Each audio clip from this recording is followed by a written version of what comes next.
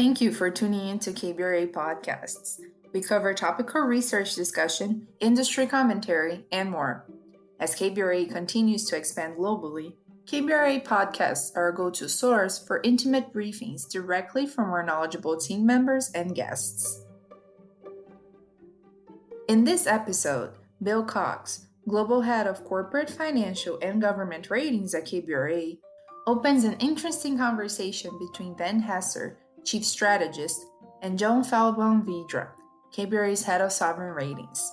Joan and Van will take stock of COVID-19 mid-crisis and whether the pandemic has truly threatened the golden age of globalization and more. Thank you for joining us for a discussion with two KBRA thought leaders. Today's topic is the U.S. economy, global trade, and the prospects for recovery.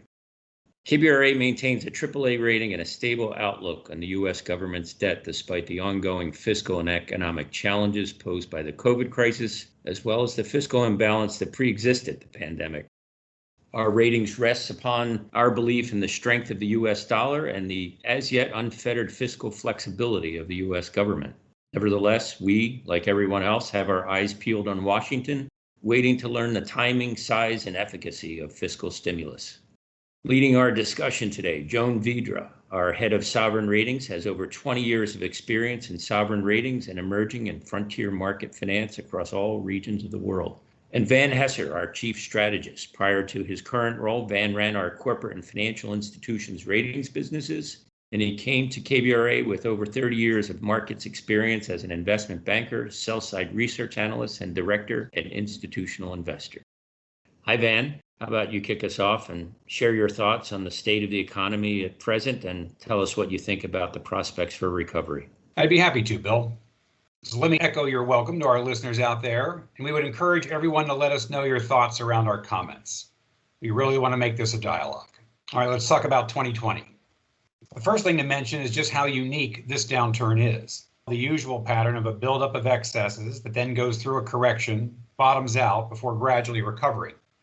No, this is different. This is an unprecedented in that it is a government-induced, synchronized freezing of significant parts of the global economy. So let's unpack that a bit. First, we had economic collapse, the magnitude of which had to be met with equally unimaginable monetary and fiscal relief. And to the surprise of just about everyone, it was. As an aside, the real gauge of just how ominous the threat was is probably the speed at which Republicans and Democrats agreed on the CARES Act. Second, it was remarkably global, which triggered a seizing up of global trade and prompted lots of questions around globalization and things like long, concentrated supply chains. And third, policymakers eventually came to understand the need to balance the cost of lockdown with the cost of the health crisis. That catalyzed the drive to open up, and over time we've learned to manage, imperfectly to be sure, but we've learned to manage ourselves against the threat of the virus. So we found ourselves in a deep recession, which could likely wind up being among the shortest in duration, as we quite possibly have already come out of it. But let's take stock of some of the defining features of this downturn. Personal income is up, savings is up, home prices are up, and risk premia in markets are down. Right? Now, these are things that we don't typically see in a downturn. That's the impact of stimulus. Now, let's mention where we are. In the US, we lost $2 trillion, or 10% of GDP in the first half, but have clawed back an estimated 56% of that in the second half thus far, which brings us back to 96% of pre-COVID GDP. We lost 22 million jobs, but have clawed back 11 million, or about half of that, boosting payrolls to 93% of pre-COVID and pushing unemployment, at least the unemployment rate, below 8%. Powerful positive trends, especially if you believe that a vaccine is on the way by year end, setting the stage for a full recovery in 2021, right? Well, not so fast. I'm reminded of a cover story in The Economist back in the spring, touting the 90% economy. It said in many things, 90% is just fine. In an economy, it is miserable. So it feels like a lot of the proverbial low-lying fruit here has been picked. Much of the high-frequency data, mobility, air travel, bookings, and the like, which had been climbing back in the first half, are now flattening out. The jobs recovery seems to have lost its momentum, and there are worrying trends out there in terms of permanent job losers and participation rate. And a big part of the reason is that the US just can't seem to get the virus under control. Some of that undoubtedly is the second wave we've been warned about, with school reopenings and cooler weather driving us back indoors. But some of this is this country's unwillingness to do what it takes to neutralize the virus. And like so many things, that, of course, has become politicized. As I mentioned at the outset, this downturn is different in that it can be cured once the health crisis, the fear, is cured. The good news is that we have 9 vaccines at last count. I think that might be actually up to 11 in phase 3 trials. We're getting close, but do not count on a silver bullet. Getting to herd immunity via a vaccine is full of risk. The efficacy of the vaccine, the likelihood that enough individuals will agree to take it, these are variables that are highly uncertain at this point. In the meantime, we lean into the future, learning to live with the virus. As we said back in March, we should expect to be different coming out of this than we were going in. So to that end, expect secular changes and behavioral scars that will be a drag on economic output as we move forward. I think of it as restructuring a conglomerate. The pandemic had the effect of pulling forward technological innovation out of necessity in how and where we live, work, eat, shop, school, how we choose to entertain ourselves, and the degree to which we travel for business and pleasure are all getting tweaked. That tells us that unemployment is likely to be higher than where we got to in 2019, and the recovery ultimately is likely to be slower than V-shaped proponents believe. So Joan, let me ask you, given all the turmoil, I imagine 2020 has been quite irregular in terms of trade. I know you recently authored a report on this topic. Tell us about your key takeaways, and what does this mean for the future? Thank you, Van. Well, very much aligned with what was going on in the economy, you saw that huge disruption mirrored in first half 2020 trade, especially for the second quarter when growth dipped so severely. Import compression was extreme, but export growth was also a problem. One must also consider the importance of supply chains because sometimes the dynamics of exports and imports can go in tandem. The main takeaways for the first half of the year was that paradoxically, the compression of imports was so severe and in line with all those depression-like conditions that you spelled out in the economy, that for a change, trade was not such a drag on economic growth. Normally, the U.S. current account deficit is a big drag. So I'll remind you of what we all studied in Econ 101, macro. What generates growth? That's consumption, investment, government spending, and exports minus imports. So the first half real GDP dynamics were dominated by the collapse in private consumption and to a much lesser extent, private investment, largely a result of stock building. That was to a lesser extent. The government sector through the CARES Act was a positive impulse to growth. If not for that, growth would have been much weaker. It might also be helpful to step back and discuss some generalized trade dynamics as it relates to the U.S. First, the current account is comprised of trade in goods, trade in services, income, and transfers. While the U.S. does run a large trade balance deficit, that's in line with our falling competitiveness in manufacturing because of wage costs and also the offshoring of production. But the U.S. typically runs a very nice services surplus. Now think about all the foreign students that come here to study and tourism and also technology services. Our income account is also highly positive. While the U.S. has a huge negative net international investment position of something like 60% of GDP, that's a minus 60% of GDP, and very large foreign investment in U.S. trade, we earn more from our investments abroad than we do from all the investments that occur in the U.S. In other words, the net negative IP of about $13 trillion means that more capital flows to the U.S. than flows out, but we're still profitable despite that. But trade dynamics, inflecting at the onset of the pandemic, also reset once the economy started to open up. The data for July and August also meshed with what you were saying about economic recovery. Pent-up demand fed into our external accounts, and well, you've seen the headlines. We're running record trade deficits in goods and services. Services, as we know, is especially a hot spot, and this has not recovered, helping keep the imbalance very sizable. So all this makes sense given what we know about the shape of the rebound. But Van, you've highlighted uncertainties going into the fourth quarter. What are your thoughts on what this could mean for the U.S. international accounts? Can you share your views with us about structural changes that are likely to occur? And what concerns you? Thank you, Joan. What concerns me? Well, first, let's talk about globalization. Now, there's no way to put the genie back in the bottle, and I would caution against believing that much of what has been built, and quite frankly encouraged by governments and shareholders, will or even could unwind at this point. But I would expect firms to rethink long, concentrated supply chains and the vulnerability that creates. And politically, one of the few things that both parties can agree on is a bit of this America First mentality.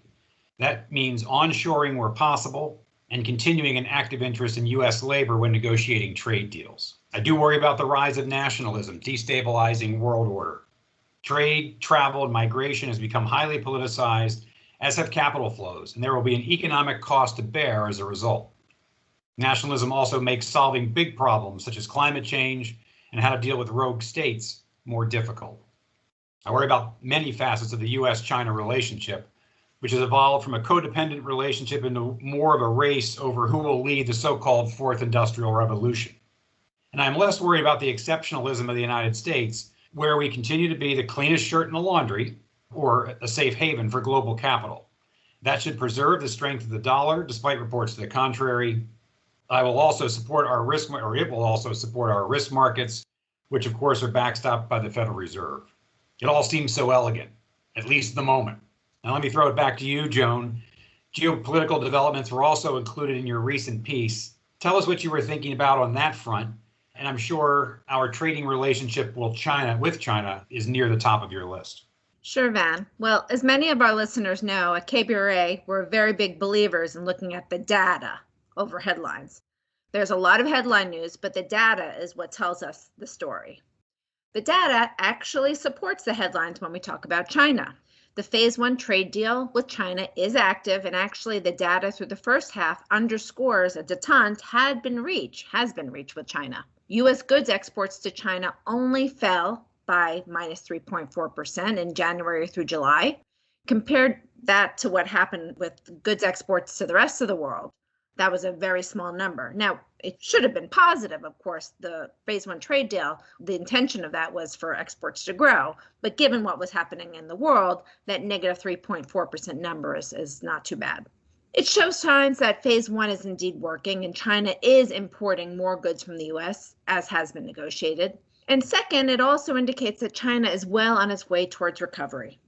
On the goods import side, there's an interesting takeaway as well for Mexico. Well, that's also an important country to look at in terms of trade for the U.S., as Mexico and China are our most important trade partners. Yes, trade with Mexico collapsed as a result of COVID. That reflects the supply chain dynamics that you were discussing, and also reflects the extremely difficult conditions in that country, given its much more limited policy space to handle the crisis. Or I should say the government's perception of its very limited policy space. That could be argued as well.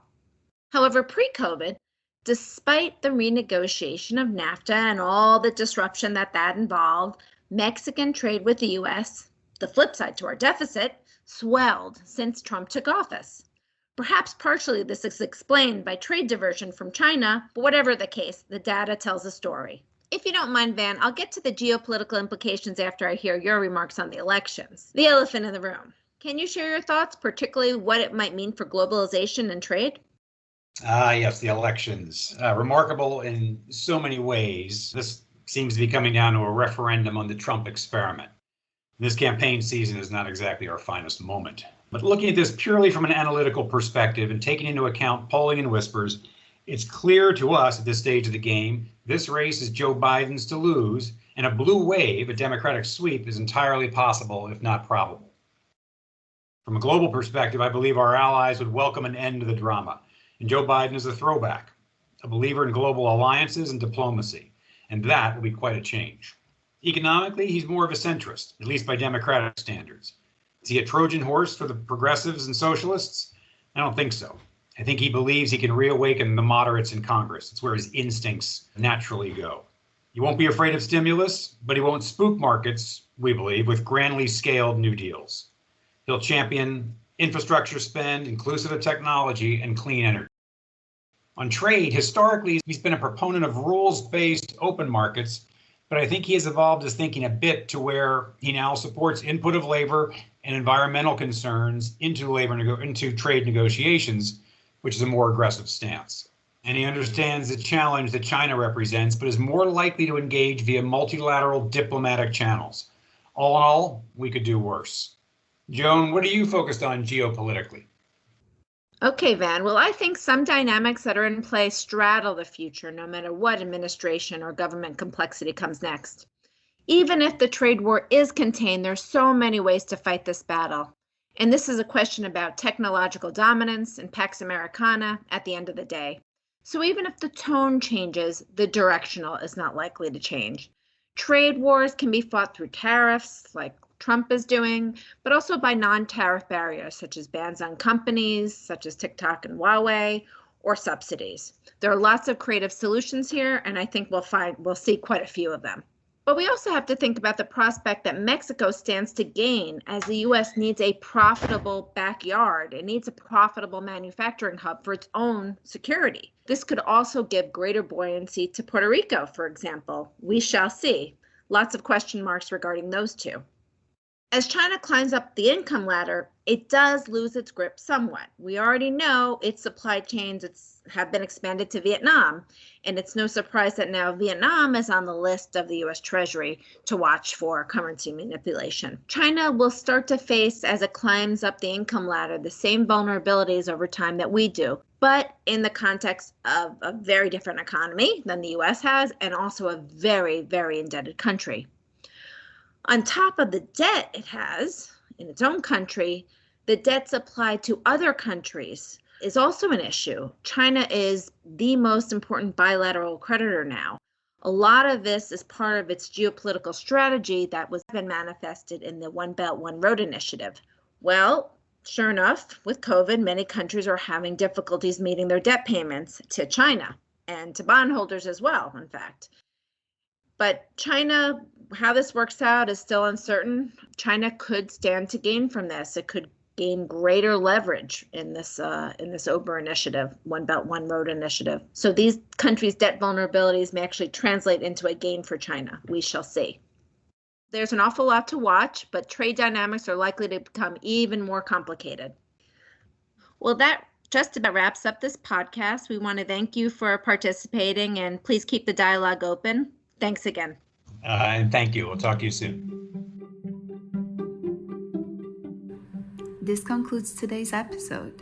Feel free to continue the conversation on LinkedIn and Twitter @CrowBondRating. We would like to also remind you that our research and rating reports are complimentary at KBRA.com. Lastly, if you have any ideas for future podcasts or would like to share your feedback with us, please email media@kbra.com. See you next time.